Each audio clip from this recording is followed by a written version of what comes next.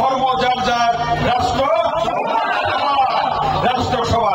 তারা কেমন আরেকটি কথা বলেছেন, ধর্ম যার যার, নিরাপত্তা পাওয়ার অধিকার।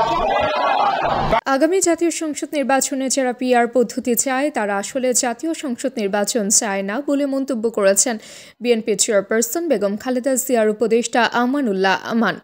বুধবার বিকেলে সাভারের তেঁতুলছড়া ও ভাকুরতা ইউনিয়নের বিভিন্ন পূজা মণ্ডপ পরিদর্শন শেষে সাংবাদিকদের সাথে আলাপকালে তিনি এ মন্তব্য করেন।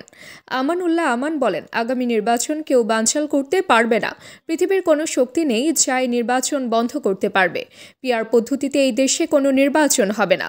জনগণের ভোটে 2026 সালের নির্বাচনে বিএনপি ক্ষমতায় যাবে। এ সময় বিএনপির বিভিন্ন পর্যায়ের নেতাকর্মীরা উপস্থিত ছিলেন। কি বলেছেন, ধর্ম যার যার, রাষ্ট্রসভা। তারা কেমন আরেকটি কথা বলেছেন, ধর্ম যার যার, নিরাপত্তা পাওয়ার অধিকার। বাংলাদেশে যারা পিআর পদ্ধতি চায় তারা বাংলাদেশে নির্বাচন চায় না। তারা পিআর পদ্ধতি চায়, তারা বাংলাদেশে গণতন্ত্র চায় না। তারা পিআর পদ্ধতি চায়, তারা এই বাংলাদেশের মঙ্গল চায় না। তারা পিআর পদ্ধতি চায়, তারা বাংলাদেশের জনগণের সাথে তাদের সম্পর্ক নাই।